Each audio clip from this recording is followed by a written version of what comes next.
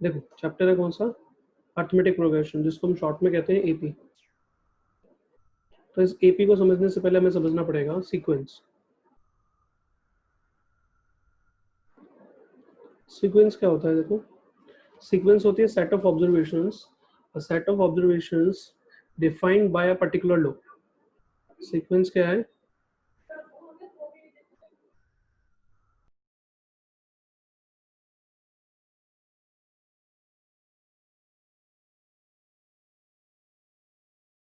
Sir आपकी आवाज नहीं आ रही। सीक्वेंस क्या होता है? देखो सीक्वेंस का मतलब है set of observations, a set of observations defined by a particular law. एक सेट ऑफ ऑब्जर्वेशन जो किसी पर्टिकुलर लॉ से डिफाइंड हो। जैसे मैंने देखो यहाँ पे लिखा, मैंने लिखा 1 2 3 4 5 6 एंड ऐसे ही कंटिन्यू आगे लिखा। तो ये क्या है? Set of observations. और इसमें लॉ क्या है? इसमें लॉ है नेचुरल नंबर। इसमें लॉ क्या है? Natural number. ठीक है, मैंने लिखा जैसे फॉर एग्जांपल 2 4 6 8 10 12 एंड कंटिन्यू लिख दिया आगे के। तो ये भी क्या है? ये भी एक सेट ऑफ ऑब्जर्वेशन है जो किसी पर्टिकुलर लॉ से डिफाइंड है। किस लॉ से डिफाइंड है? क्या है? ये इवन नंबर है, और इवन नंबर का लॉ क्या होता है? जो डिवाइड हो दो से। फिर मैंने एक नंबर लिखा 1 3 5 7 9। ठीक है, इस तरीके से मैंने लिखा। तो ये भी क्या है? सेट ऑफ ऑब्जर्वेशन है जो किसी लॉ से डिफाइंड है। क्या लॉ होगा इसका? ये ऑड नंबर है। ऑड नंबर कौन से होते हैं? Which is not divide by two, which is not divide by two. तो ये सारे के सारे क्या है? ये एक सेट ऑफ ऑब्जर्वेशन है जो किसी पर्टिकुलर लॉ से डिफाइंड होते हैं। जैसे मैंने एक और लिखा यहाँ पे, मैंने लिखा 2 3 5 7 11 13 17 19। अब ये क्या है? ये भी एक सेट ऑफ ऑब्जर्वेशन है और ये किसी लॉ से डिफाइंड है। क्या लॉ है इसका? That is prime number. और प्राइम नंबर क्या कहता है? कि कोई भी नंबर जो अपने आप से और 1 से डिवाइड होता है that is called prime number, बाकी उसे नहीं होता। तो मैं यहाँ पे सीक्वेंस की डेफिनेशन क्लियर करना चाह रहा हूँ कि सीक्वेंस की डेफिनेशन क्या होती है? जो किसी लॉ से डिफाइंड हो। ठीक है ना? अब ऊपर वाले में अगर हम देखें ना, सबके बीच में 1 का गैप है। नीचे वाले में अगर हम सब में देखें तो 2 का गैप है। इसमें अगर हम देखें तो 2 का गैप है। तो हमें ऐसा लग रहा है कि जैसे दो मतलब जिनके बीच में गैप बराबर है वो सीक्वेंस होती है। लेकिन यहाँ पर देखो 1 का गैप, फिर 2 का गैप, फिर 2 का गैप, फिर 4 का गैप, फिर 2 का गैप, फिर उसके बाद 4 का गैप, फिर उसके बाद 2 का गैप। तो ऐसा कुछ फिक्स नहीं है इसके अंदर की गैप क्या है। तो सीक्वेंस का मतलब होता है चाहे उसमें गैप सेम हो या ना हो, कुछ रिलेशन उनके बीच में बन रही हो ना बन रही हो, लेकिन वो एक लॉ से डिफाइंड होते हैं। कौन? सीक्वेंस एक लॉ से डिफाइंड होती है, यानी कि set of observations defined by a particular law. किसी भी पर्टिकुलर लॉ से अगर एक सेट ऑफ ऑब्जर्वेशंस, कुछ नंबर्स का ग्रुप अगर किसी एक लॉ से डिफाइंड है तो उसको हम क्या कहेंगे? सीक्वेंस कहेंगे। और उनमें से उन सीक्वेंसेस में से ऐसी ऐसी सीक्वेंस जिनके बीच का डिफरेंस हमेशा बराबर आ रहा है उसको हम कहते हैं अर्थमेटिक प्रोग्रेशन। जैसे अगर मैं इसमें से एपी बताऊं कौन कौन सी होगी, सॉरी, इसमें अगर मैं बताऊं कौन कौन सी एपी होगी, तो देखो ये एक एपी है। क्यों? क्योंकि इसके बीच का डिफरेंस कितना है? 1 1 1 1 1 ये सीक्वेंस तो है, यस ये सीक्वेंस है, लेकिन ये एपी भी है। सीक्वेंस ये सारी की सारी है, क्योंकि ये सारी की सारी सीक्वेंस किसी ना किसी ये सारे के सारे नंबर्स जो है, ये सारे के सारे ग्रुप ऑफ ऑब्जर्वेशन जो है, सेट ऑफ ऑब्जर्वेशन जो है, वो किसी ना किसी पर्टिकुलर लॉ से डिफाइंड है, तो ये सीक्वेंस है। लेकिन इन सीक्वेंसेस में से कुछ जो सीक्वेंस होंगी वो एपी होंगी। और वो एपी कौन सी होंगी? एपी का मतलब अर्थमेटिक प्रोग्रेशन, यानी कि जिनके बीच में जो प्रोग्रेशन है वो अर्थमेटिकली है। तो यानी कि इनके बीच का डिफरेंस जो बराबर होगा। यहाँ पर देखो एक का गैप है, फिर 1 का गैप है, फिर 1 का गैप है, फिर 1 का गैप है। तो ये एपी हो गई, सीक्वेंस भी है और एपी भी है। इसमें 2 का गैप है, इसमें 2 का गैप है, फिर से 2 का गैप है, फिर से 2 का गैप है, फिर से 2 का गैप है। तो ये सीक्वेंस भी है और एपी भी है। यहाँ पर अगर मैं देखूँ 2 का गैप, 2 का गैप, 2 का गैप एंड 2 का गैप, तो ये भी एपी है। लेकिन ये जो नीचे वाली सीक्वेंस है ये एपी नहीं है, क्योंकि पहले 1 का गैप है, फिर 2 का गैप है, फिर 2 का गैप है, फिर 4 का है, फिर 2 का है, फिर 4 का है, फिर 2 का है। तो ये एपी नहीं है। बात क्लियर हो रही है? सीक्वेंस कौन सी होती है? सीक्वेंस का मतलब होता है set of observations defined by particular law. चाहे उनका बीच का डिफरेंस बराबर हो या ना हो, लेकिन वो सीक्वेंस है अगर वो किसी लॉ से डिफाइंड हो रही है। लेकिन एपी क्या होती है? एपी वो सीक्वेंस होती है जिनके बीच का गैप हमेशा बराबर होता है, यानी कि सारी की सारी सीक्वेंस जो है वो एपी नहीं हो सकती, कुछ सीक्वेंस जो है वो एपी हो सकती है। एपी की डेफिनेशन मेरे हिसाब से क्लियर हो गई होगी कि अ सेट ऑफ ऑब्जर्वेशंस जिनके बीच का गैप जो है हमेशा इक्वल होगा। अभी और डिटेल में पढ़ेंगे, लेकिन पहले मैंने सीक्वेंस समझाया और फिर मैंने उस सीक्वेंस में से मैंने एपी बताई कि एपी क्या होती है। यहाँ तक बताओ मुझे, क्लियर है? तो अब हम एपी को समझ लेते हैं कि एपी क्या होता है। एपी मैंने बता ही दिया वैसे। इसका मतलब क्या होगा? जो भी सेट ऑफ ऑब्जर्वेशन होंगी, जैसे यहाँ पर हम फर्स्ट टर्म कहते हैं A1, दूसरी टर्म A2, तीसरी टर्म A3, A4, ऐसे करते करते लास्ट टर्म को हम कहेंगे AN। लास्ट टर्म को कहेंगे AN। ठीक है, ये फर्स्ट टर्म होगी।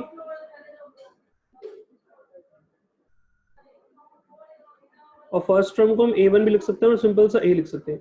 और इनके बीच के लगातार जो डिफरेंस होगा ना, जो गैप होगा, वो हमेशा बराबर होगा। अगर गैप बराबर होगा तो वो एपी है, अदरवाइज नहीं है। तो यहाँ पर हम एक इसको लिखते हैं कॉमन डिफरेंस।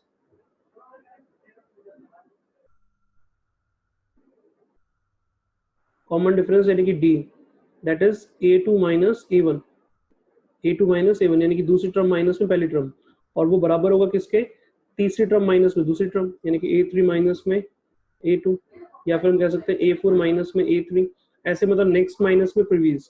तो जो कॉमन डिफरेंस अगर हमेशा लगातार इनके बीच का बराबर होगा तो उसको हम कहेंगे एपी, और जो पहला नंबर होगा उसको हम कहते हैं फर्स्ट टर्म। ठीक है, तो ये एपी मैं ऑलरेडी सीक्वेंस में बता चुका हूँ ऊपर, लेकिन अभी मैंने बता दी, और अभी भी इसमें कई सारी चीजें बतानी है, लेकिन पहली एक्सरसाइज में छोटा सा पूछा हुआ है। फर्स्ट एक्सरसाइज देखते हैं। फर्स्ट एक्सरसाइज में क्या रखा है, देखो 5.1 के अंदर अगर हम देखें इसमें, तो 5.1 के अंदर क्या क्या रखा है, 5.1 में क्या रखा है, in which of the following situation does the list of the number involve make a arithmetic progression and why. जो अरिथमेटिक प्रोग्रेशन बना रही है वो, पहले केस में देखो क्या क्या रखा है, पहले केस में क्या रखा है, taxi fare after each kilometre when the fare is 15 rupees for first kilometer and 8 rupees for each additional kilometer। यानी कि वो कह रहा है कि एक जो टैक्सी है ना, उसका पहले तो कुछ फिक्स फेयर है और उसके बाद 8-8 रुपए बढ़ जाएगा हर 1 किलोमीटर के बाद। इसका मतलब पहले किलोमीटर के लिए कितना होगा, 15 रुपए, क्योंकि पहले तो 15 कह रहे हो, उसके बाद 8 रुपए बढ़ जाएगा। यानी कि अगर आप 2 किलोमीटर चलते हो तो उसका मतलब आप 23 रुपए दोगे, और अगर आप 3 किलोमीटर चलते हो तो 23 में भी 8 ऐड हो जाएगा, तो कितना हो जाएगा, 31 हो जाएगा। आप उससे भी आगे जाते हो तो उसका मतलब आप 39 रुपए दोगे, आप उससे भी आगे जाते हो तो उसका मतलब आप 47 रुपए दोगे। 8 रुपए ना, हाँ 47 रुपए दोगे, और फिर अगर उससे भी आगे जाओगे तो फिर आप 55 रुपए दोगे, और ये इस तरीके से चलता रहेगा। तो क्या ये एपी है, तो हमने देखा कि हाँ भाई इनके बीच का गैप कितना है, 8 फिर कितना गैप है, 8 फिर कितना गैप है, 8 फिर कितना गैप है, 8 फिर कितना गैप है, 8। तो हम यहाँ पे लिखेंगे, मैं फर्स्ट का फर्स्ट यही सॉल्यूशन करा रहा हूँ, तो हम लिखेंगे यहाँ पे कि d इज इक्वल टू कितना है, 23 माइनस में 15 दैट इज 8, 31 माइनस में 23 दैट इज 8, 39 माइनस में 31 दैट इज 8, 47 माइनस में 39 दैट इज 8, 55 माइनस में 47 दैट इज 8। तो कॉमन डिफरेंस हमेशा सेम है। सो इसका मतलब यस, ये जो सिचुएशन हमें क्या रखी है,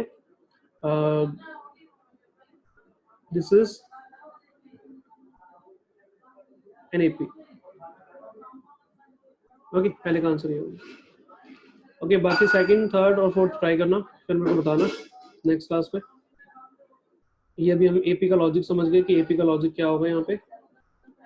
ओके, नाउ इसके बाद हम सेकंड क्वेश्चन लिखते हैं। सेकंड क्वेश्चन में क्या रखा, right the first 4 terms, right first 4 terms, पहली 4 टर्म्स हमें एपी की लिखनी है। When the first term a, when the first term a and the common difference d are given as follows। मतलब फर्स्ट केस में a बता रखा है कितना 10 और d बता रखा है कितना 10, और हमसे 4 टर्म्स पूछी हुई है। तो बहुत सिंपल सा क्वेश्चन है ये, मैं नेक्स्ट पेज पे कराता हूँ इसको।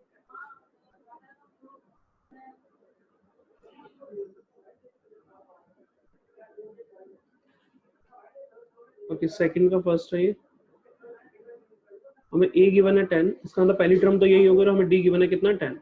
और हमें पता है एपी में क्या होता है, लगातार डिफरेंस बढ़ता है। जैसे अगर हम यहाँ पे कहते हैं 2, फिर हम कहते हैं 4, फिर हम कहते हैं 6, फिर हम कहते हैं 8, फिर कहते हैं 10, तो यहाँ पे कितना हो रहा है, 2 बढ़ रहा है, 2 बढ़ रहा है, 2 बढ़ रहा है, 2 बढ़ रहा है। तो आगे भी क्या होगा, 2 बढ़ेगा, इसका मतलब अगला कितना होगा 12, अगला कितना होगा 14, अगला कितना होगा 16।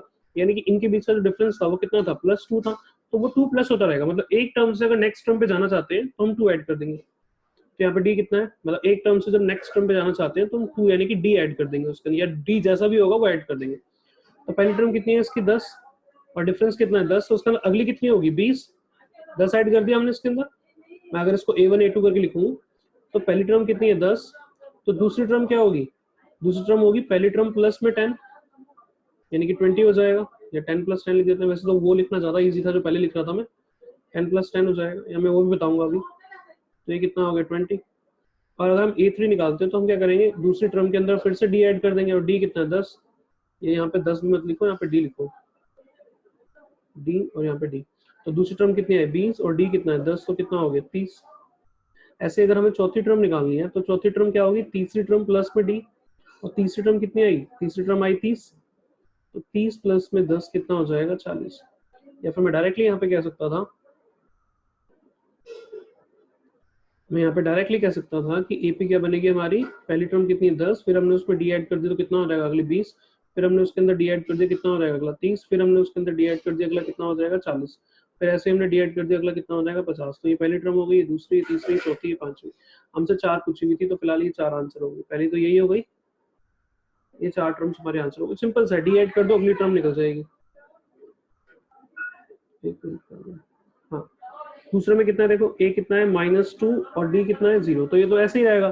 पहली टर्म कितनी होगी -2, उसमें जब मैं 0 ऐड करूंगा तो क्या आएगा, -2 ही आएगा।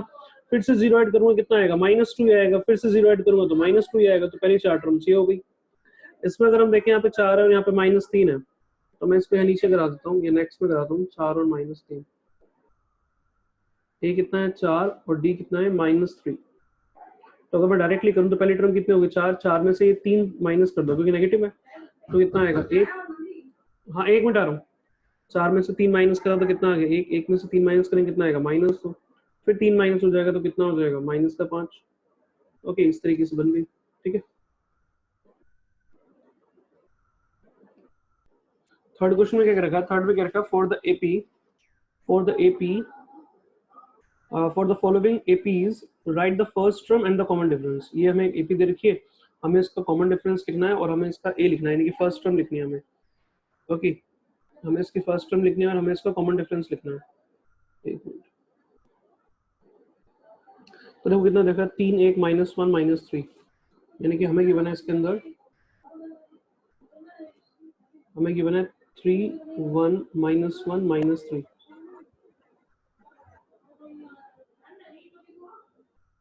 ओके, तो एपी गिवन है हमें इसकी फर्स्ट टर्म लिखनी है। तो फर्स्ट टर्म तो सिंपल है, कितना हो गया 3, और हमें लिखना है इसका डी। तो डी क्या होता है, नेक्स्ट टर्म माइनस में प्रीवियस टर्म, क्योंकि डिफरेंस की बात कर रहे हैं तो नेक्स्ट टर्म माइनस में फर्स्ट टर्म। तो कितना आएगा इसमें 1 -3, यानी कि -2। मैंने इसमें से इसको माइनस करा। अब ये वाली नेक्स्ट में से इसको माइनस करेंगे तो कितना आएगा -1 कितना होगा -2। फिर इसमें से इसको माइनस करेंगे, इसका मतलब -3 में से माइनस करेंगे -1 को, तो कितना आएगा 3 + 2, सॉरी +1, तो कितना आएगा -2। तो -2 डिफरेंस हो गया। ये सारा अलग अलग करने की जरूरत नहीं है, क्योंकि फिलहाल तो उसने एपी बता ही रखा है। मैं फिर भी मैंने चेक कर दिया कि एपी है या नहीं है। अगर एपी होगी तो हमेशा कॉमन डिफरेंस क्या होगा, इक्वल होगा। हमेशा कॉमन डिफरेंस क्या होगा, इक्वल होगा। डी की वैल्यू हमेशा इक्वल आएगी। लेकिन इस क्वेश्चन के अंदर हमें डी नहीं, मतलब इस क्वेश्चन के अंदर हमें सिर्फ डी निकालना है। तो अगर हमें डी निकालना है तो हम सिर्फ सेकंड में से फर्स्ट को माइनस कर देंगे, हमारे पास डी आ जाएगा। तो अभी फिलहाल सिर्फ इतना ही करने की जरूरत थी, इसमें से ये करने की जरूरत नहीं है। ओके, सो ये हमारा इसका आंसर हो गया। ऐसे बाकी भी करने हैं आप लोगों को, कुछ खास नहीं है इतना। जैसे इसका सेकंड वाला जो क्वेश्चन क्या रखा है, थर्ड का सेकंड क्या रखा है, क्या है उसके अंदर, उसमें क्या रखा है हमें -5 दे रखा है, -1 3 2। तो ए कितना हो गया, ए हो गया -5 और डी कितना हो जाएगा -1 -5। तो हमारे पास होगा -1 + 5, यानी कि हमारे पास डी कितना आ जाएगा 4। ये आंसर हो गया। ऐसे इसके अंदर देखना, तीसरे क्वेश्चन के अंदर ए कितना हो जाएगा 1/3 और डी क्या हो जाएगा 5/3 -1/3। तो एलसीएम तो सेम है 3 3, तो 5 - 1 4/3 इसका डी हो जाएगा। क्योंकि अभी हमें चेक नहीं करना, हम सारे डी नहीं निकालेंगे। अगर हमें चेक करना होगा कि एपी है या नहीं है तब तो सारे डी निकालने पड़ेंगे, है ना। लेकिन अभी हमें चेक नहीं करना कि एपी है या नहीं है। उसने क्या रखा है कि बस आपको बताना है कि नीचे जो दे रखी है वो एपी दे रखी है हमें, और हमें उसमें फर्स्ट टर्म और कॉमन डिफरेंस बताना है। ठीक है, चेक करने वाला क्वेश्चन शायद आगे होगा। अभी यहाँ तक क्लियर हो गया होगा। नेक्स्ट के फोर्थ क्वेश्चन दे रखा है। इस फोर्थ क्वेश्चन में क्या रखा है, इस फोर्थ क्वेश्चन में क्या रखा है कि which of the followings APs, उसने पहले पूछा हुआ है which of the followings are APs, निम्न मतलब नीचे जो दे रखे हैं उनमें से कौन सा एपी है। If they form an AP, अगर वो एपी की फॉर्म बनाते हैं तो बताओ उसका कॉमन डिफरेंस क्या होगा, और उसकी अगली 3 टर्म्स भी बतानी है हमें। पहले बताना है कि एपी है या नहीं है, अगर वो एपी है तो आगे करना है, अगर एपी नहीं है तो वहीं स्टॉप कर देंगे, आगे कोई सोल्यूशन नहीं होगा। अगर वो एपी है तो उस केस में हमें कॉमन डिफरेंस बताना है और उसकी अगली 3 टर्म्स के बारे में बताना है कि कौन सी 3 टर्म्स होंगी। तो देखो जैसे पहला क्वेश्चन हमने देखा, इसमें फोर्थ का फर्स्ट देखें, अगर हम फोर्थ का फर्स्ट कितना है 2 4 8 16। तो देखो ए तो हो गया इसमें 2, लेकिन हमें चेक करना है कि ये एपी है या नहीं है। तो देखो जब एपी है या नहीं तो सारे डिफरेंस बराबर होने चाहिए, तो सारे चेक करेंगे। 4 - 2 कितना आएगा 4 और 2 आ जाएगा। 8 - 4 कितना आएगा 4, ये गलत आ रहा है, मतलब सही नहीं आ रहा, एपी नहीं है। कितना आ गया 8, जबकि आने के चाहिए थे बराबर। तो हम कहेंगे no, this is not an AP. तो बस अगर अब एपी नहीं है तो आगे सॉल्यूशन होगा ही नहीं। ओके, ये वाला देखते हैं। इसके बाद कितना देखा, 2 5/2। तो देखो फर्स्ट टर्म तो 2 हो गई। अब हम चेक करते हैं एपी है या नहीं है। तो 5/2 में से हमने 2 माइनस करा, कितना आएगा? 5/2 में से हम 2 माइनस करेंगे तो एलसीएम लेंगे, 2 आएगा, ऊपर 4 हो जाएगा, तो 5 - 4 1/2 हो जाएगा, है ना। फिर दूसरा निकालेंगे हम, 3 में से इसको माइनस करेंगे, तो 3 माइनस में 5/2, तो 1/2 आएगा। अब तक तो ठीक आ रहा है। अगला 7/2 माइनस में 3, तो ये भी 1/2 आएगा। तो देखो डिफरेंस हमेशा बराबर आ रहा है। तो yes, this is an AP. ये क्या है? ये एक एपी है। और अगर ये एक एपी है तो हमें क्या रखा है? कॉमन डिफरेंस बताओ। तो डी तो हमारे पास आ ही गया, कितना? 1/2। और वो कह रहा है कि अगली 3 टर्म्स निकालो। तो ये कौन सी थी? पहली, दूसरी, तीसरी और ये चौथी। तो हमें पांचवी, छठी और सातवीं निकालनी है, ठीक है। तो हम कैसे निकालेंगे? मैंने बताया था अभी पीछे, मैं यहाँ पे करा देता हूँ उसको। तो अगली टर्म क्या होगी भाई इसकी? नेक्स्ट टर्म कितनी होगी? देखो ये टर्म कितनी है? 7/2, इसमें 1/2 ऐड कर दो। तो 7/2 प्लस 1/2 कितना हो जाएगा? 8/2, यानी कि 4। अच्छा, अब ये 4 आ गया, फिर 4 में 1/2 ऐड कर दो। तो एलसीएम लेंगे, 8 + 1 9 हो जाएगा, 9/2। फिर 9/2 के अंदर 1/2 ऐड कर दो, डिफरेंस ऐड कर देंगे, तो 10/2 यानी कि 5 हो गया। तो नेक्स्ट 3 टर्म्स क्या होगी? तो next 3 terms, next 3 terms are 4 sir ये सेकंड पार्ट का ही है। है। हाँ, सेकंड पार्ट में ही है ना। देखो फर्स्ट पार्ट में तो एपी थी नहीं, पहले पार्ट में तो एपी थी नहीं, इसलिए आगे सॉल्यूशन होगा ही नहीं। लेकिन ये तो एपी है, तो आपको डी भी बताना पड़ेगा। तो डी कितना आ गया? 1/2। और साथ साथ आपको उसकी अगली 3 टर्म्स बतानी पड़ेगी। तो अगली 3 टर्म्स मैंने निकाल दी। ये कितनी है? 7/2 है ना ये वाली, ये 7/2 है। तो अगली 3 निकालेंगे तो क्या करेंगे? डी ऐड करते रहेंगे इसके अंदर। तो ये हमारे पास अगली 3 टर्म्स आ गई, 4 9/2 एंड 5। ये इसका आंसर हो गया। ठीक है भाई, यहाँ तक क्लियर हो गया होगा, सिंपल है। चलो देखो फोर्थ का 5th पार्ट देख लेते हैं हम। उसमें क्या दे रखा है हमें? 3 दे रखा है, 3 + √2, 3 + 2√2, 3 + 3√2। तो इसका मतलब अगर हम देखें तो ए कितना हो गया? 3। अगर डी निकालने की कोशिश करें तो 3 + √2 में से माइनस करेंगे 3, तो कितना आएगा? √2। फिर दूसरा हम इसमें से इसको माइनस करेंगे, यानी कि 3 + 2√2 में से हम जब इसको माइनस करेंगे तो इसका साइन चेंज हो जाएंगे, -3 -√2। तो 3 से 3 कट जाएगा, 2√2 में से √2 माइनस होगा तो कितना बचेगा? √2। 2 में से 1 माइनस होगा, 2 में से 1 माइनस होगा तो 1 बचेगा ना। तो अगर मैं इसके साथ √2 लगा दूं, उसके साथ √2 लगा दूं, तो बचेगा कितना? 1 √2 बचेगा। ये सब चीज़ें 9th में बहुत डिस्कस कर चुके हैं। अब इसमें से इसको माइनस करेंगे तो कितना आएगा? 3 + 3√2 माइनस में 3 माइनस में 2√2। जब माइनस करें तो उसका साइन चेंज हो गया, 3 से 3 कैंसिल, 3√2 में से 2√2 माइनस, 3 में से 2 माइनस, तो 1 बचेगा। तो हम देख सकते हैं √2 एंड √2 कॉमन आ रहा है डिफरेंस। तो yes, this is an AP. और इसकी नेक्स्ट 3 टर्म्स क्या होगी? तो √2 ऐड कर दो बस।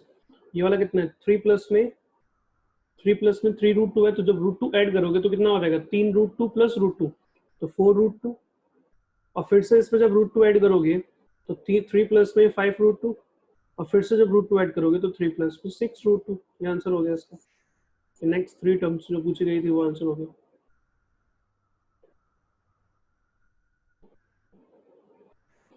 ओके, अब देखो उसके बाद अगले एक्सरसाइज देखते हैं।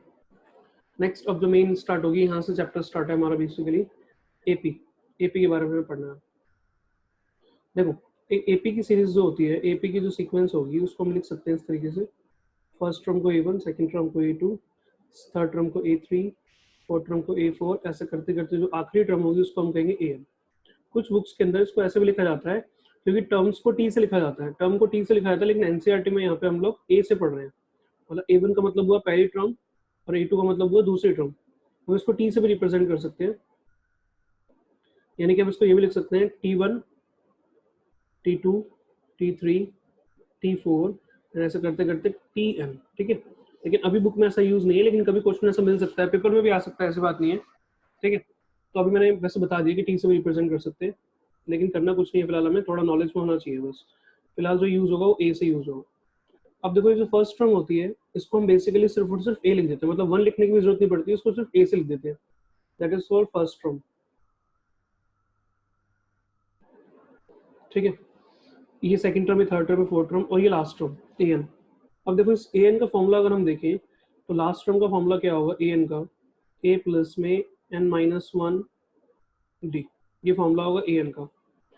अब इस फॉर्मूले का यूज क्या है, जैसे देखो अगर मैंने कहा कि हमारे पास एक एपी है, उस एपी की पहली टर्म 2 है और दूसरी टर्म उसकी 5 है और तीसरी टर्म उसकी 8 है, तो हम समझ गए कि पहली टर्म कितनी है 2 और इनके बीच का डिफरेंस कितना है, इनके बीच का डिफरेंस कितना है 3 है। अब अगर मैं आपसे कहूँ कि फोर्थ टर्म कितनी है तो आप फोर्थ टर्म निकाल लोगे। अगर मैं आपसे कहूँ कि फोर्थ टर्म कितनी है तो आप फोर्थ टर्म निकाल लोगे, सिंपल सा क्या करोगे 3 ऐड कर दोगे, जैसे पीछे की अभी हमने 11 आ गया। मैं कहूँ फिफ्थ टर्म कितनी है तो आप फिर से 3 ऐड कर दोगे, डिफरेंस ऐड कर दोगे, 14 आ जाएगा। अच्छा ये पहली टर्म थी, ये दूसरी टर्म थी, तीसरी टर्म थी, आपने चौथी निकाल दी और पांचवी निकाल दी, आपने फोर्थ निकाल दी और आपने फिफ्थ निकाल दी इजिली, जैसे हमने पीछे निकाली थी अभी। लेकिन अगर मैं आपसे कहता हूँ कि मुझे इसकी 20वीं टर्म बताओ, तो हम ऐसे ऐड करके जाते रहेंगे आगे, हम ऐसे करेंगे, फिर से 3 ऐड करेंगे, फिर 17 आएगा, फिर 3 ऐड करेंगे 20 आएगा, फिर 3 ऐड करेंगे 23 आएगा, फिर 3 ऐड करेंगे 26 आएगा, फिर काउंट करेंगे कि 20वें नंबर की निकाली नहीं निकाली, तो ये बहुत लंबा पड़ जाएगा।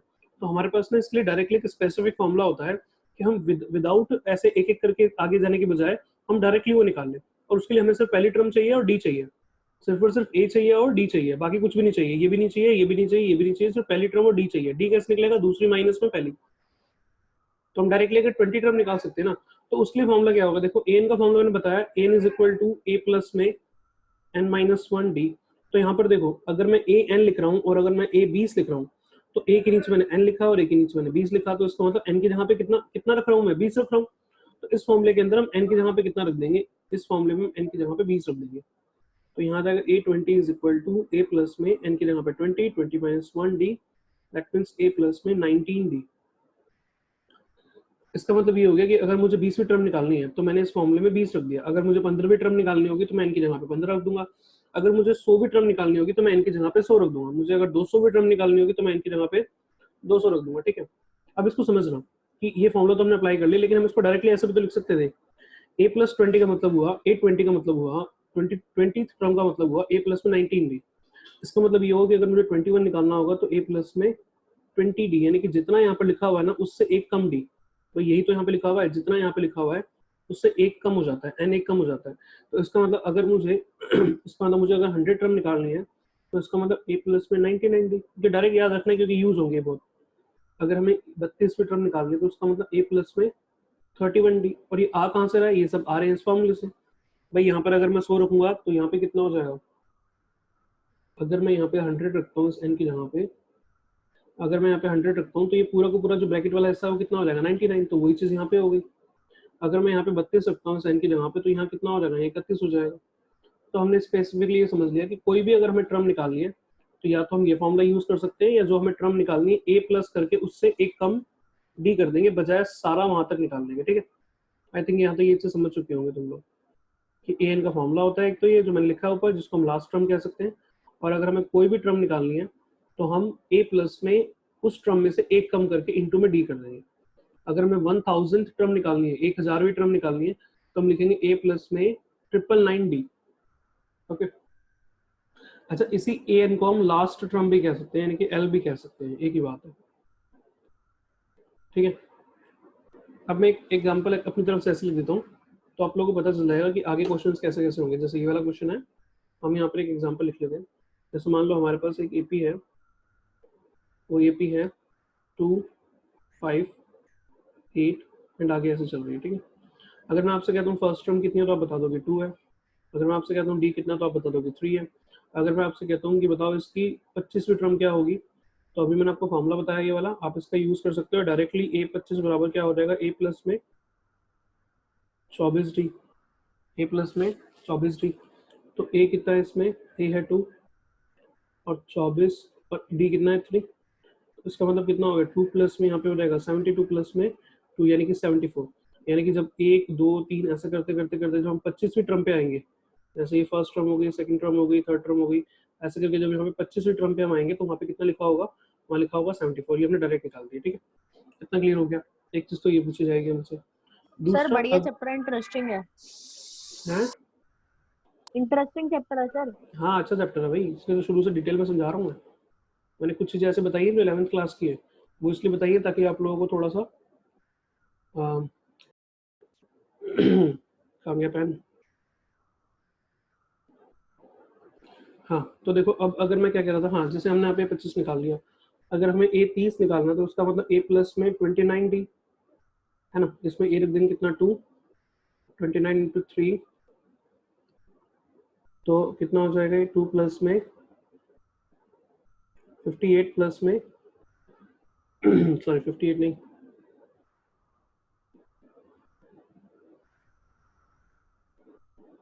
88, तो ये हो जाएगा 90।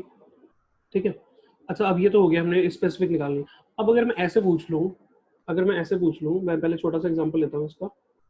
अगर मैं पूछ लूँ कि इस एपी में, इस एपी में 8 अगर हम देखें, 8 यहाँ पर लिखा हुआ है, तो 8 जो टर्म है, 8 मतलब कौन सी टर्म की वैल्यू जो है 8 होगी, मतलब 8 कौन से नंबर पे आएगा, जो 8 यहाँ पर लिखा हुआ है, ये जो 8 यहाँ पर लिखा हुआ है तो मुझे पता चल रहा है, अभी यहाँ पे दिख रहा है तीसरे नंबर पे लिखा हुआ है, लेकिन ऐसे कोई आगे की होगी तो कैसे पता चलेगा। पहले 8 को एग्जांपल लेते हैं, हमें नहीं पता कि 8 कौन से नंबर पे है, तो हमें देखना है कि इस टर्म में जो 8 है वो कौन सी टर्म पे हो गया। तो हम क्या करेंगे, अगर हमें निकालना है इसकी पोजीशन निकालने की कौन सी पोजीशन पे, हालांकि हमें पता है अभी इसकी पोजीशन कितनी है 3, लेकिन मैं चाहता हूँ हम 3 निकालें। तो जब हमें किसी की भी पोजीशन निकालनी होगी तो हम क्या करेंगे, उसको ए एन मान लेंगे सॉरी, उसको ए एन मान लेंगे और एन निकालेंगे। तो हम उसको ए एन मान लेंगे और एन निकालेंगे, तो देखो एन 3 आएगा, हमें पहले से पता है, लेकिन अभी हम फिर भी निकालेंगे। तो हम ए एन का फॉर्मूला खोले, पता है हमें ये एन का फॉर्मूला होता है ए प्लस में n minus 1 d is equal to 8। A कितना है, ए दे रखा है हमें 2, एन माइनस 1 डी कितना है, डी दे रखा है 3 is equal to 8। N minus 1 into 3, ये 2 उधर जाके माइनस हो जाएगा, तो 8 में से 2 जाएगा तो कितना आएगा 6, उसके बाद 3 इसको काट देगा, कितना आएगा 2, तो हमारे पास हो गया n minus 1 is equal to 2, तो एन इज इक्वल टू कितना आ गया 3। इसका मतलब ये होगा कि जब हमें कोई भी टर्म देखनी हो कि वो कौन से नंबर पे आएगी, तो हम उसको ए एन मान के एन निकाल देंगे। जैसे भी देखो हम 25वीं टर्म हमने निकाली थी, कितनी आई थी 74। अब हमसे क्वेश्चन पूछ लिया जाए कि 74 जो है कौन से नंबर पे आएगा, कौन सी टर्म होगी, तो हम 74 को ए एन मान लेंगे और एन निकाल देंगे। तो 74 is equal to a plus में एन माइनस 1 डी, तो ए कितना है, ए है इसमें 2, एन हमें निकालना है, और डी कितना है 3, 74 इधर लेके आए इसको हम, तो कितना आ जाएगा 72 is equal to n minus 1 into में कितना 3, इसको इससे काटेंगे कितना आएगा 24, तो 24 एन माइनस 1, तो एन कितना हो गया 25वीं टर्म। तो इसका मतलब अगर हमें 25वीं टर्म निकालनी है तो हम ए प्लस में 24 डी करके वैल्यू रख देंगे, और अगर हमें वैल्यू दे रखी है तो हम ए एन के बराबर मान के उसका एन निकाल देंगे। अगर ये समझ में आ गया तो अगली एक्सरसाइज पूरी की पूरी खत्म हो जाएगी हमारी, इजिली खत्म हो जाएगी। जितना मैंने बताया सारा का सारा, इन्हीं में से कुछ ना कुछ पूछा जाएगा और कुछ भी नहीं पूछा जाएगा। ठीक है, आई थिंक समझ में आ गया होगा यहाँ तक। ठीक है, चैट बॉक्स में यस बता दो मुझे बस, जब तक मैं क्वेश्चन लिखता हूँ। यस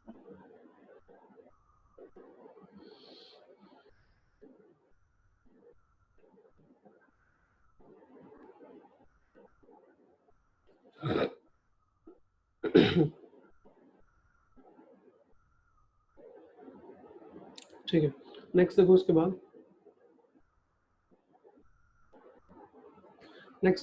क्वेश्चन में क्या रखा है 5.2, जो मैंने बताया भी उसी से रिलेटेड है और बहुत इजीली सॉल्व हो जाएगा ये। fill in the blanks in the following table, fill in the blanks in the following table, given a is first term and d is common difference and an is nth term of an AP। तो देखो जैसे पहला question है, तो पहले question में हमें a दे रखा है कितना, a दे रखा है कितना 7, d दे रखा है कितना 3 और n दे रखा है कितना 8, और हमसे पूछा हुआ है क्या an, तो हमसे an पूछा हुआ है। तो देखो n कितना है, n कितना है 8, तो पूछा क्या है an, इसका मतलब हमसे a8 पूछा हुआ है। हमें a दे रखा है, हमें a दे रखा है, हमें d दे रखा है 3, हमें n दे रखा है 8, और हमसे पूछा गया an, तो n कितना है 8, तो इसका मतलब पूछा गया है a8 पूछा हुआ है, क्योंकि 8 यहीं पे तो आएगा इसके जगह पे, a8 पूछा हुआ है। और a8 की वैल्यू क्या होती है, a प्लस में 7d, मैंने बताया, मैंने एक कम कर देते। तो a कितना है 7, और 7 इंटू d कितना है, d कितना है 3, तो इसका मतलब 7 प्लस 21 इज इक्वल टू 28, तो यहाँ पे आएगा इस टेबल में 28। ऐसे ही दूसरा पार्ट देखते हैं इसका, सिंपल है दूसरा भी। ए दे रखा है कितना माइनस का 18, डी हमें निकालना है इसमें, एन दे रखा हमें कितना 10, और ए एन दे रखा है कितना 0। तो अगर एन 10 दे रखा है हमें, तो इसका मतलब ये एन कितना है 10, ये 10 ही तो आएगा यहाँ पे इस एन की जगह पे, इस एन की जगह पे यहाँ पे कितना आएगा 10 ही तो आएगा। तो इसका मतलब हमारे पास दे रखा है a10 is equal to 8, sorry 0 आएगा। अब इस A10 का फॉर्मूला खोल दो, a प्लस में कितना 9d is equal to 0। Now what is a is 18 minus का, और d हमें निकालना है, 18 उधर जाके क्या हो जाएगा, पॉजिटिव हो जाएगा, तो d इज इक्वल टू कितना आ गया 2, तो d आ गया 2। बस ऐसे ही करना है, जो जो मिसिंग है, जैसे ये दे रखा है, ये दे रखा है, ये दे रखा है, फॉर्मूले में रख दो, ये आ जाएगा। फिर ये दे रखा है, ये दे रखा है, ये दे रखा है, ये मिसिंग है, निकालना। तो ये ट्राई कर लेना, अभी टाइम हो गया, तुम्हारी क्लास भी आगे, ठीक है। तो ये पहला क्वेश्चन बस कंप्लीट कर लेना, इसमें कंसेप्ट क्लियर हो जाएगा। हालांकि हो तो आगे भी जाएंगे, ये भी हो जाएगा। इसकी 30वीं टर्म निकालनी है, ए दे रखा है 10 और डी कितना आ जाएगा 7 माइनस 10 माइनस 3, ए 30 निकालना है। और ए 30 क्या होगा, 30 टर्म ए 30 क्या होता है, ए प्लस में 29 डी, तो बस इसमें रख दो, ए कितना हो गया 10, 29 डी कितना आएगा 10 माइनस 7 यानी कि माइनस 3, बस सॉल्व कर दो, आंसर आ जाएगा।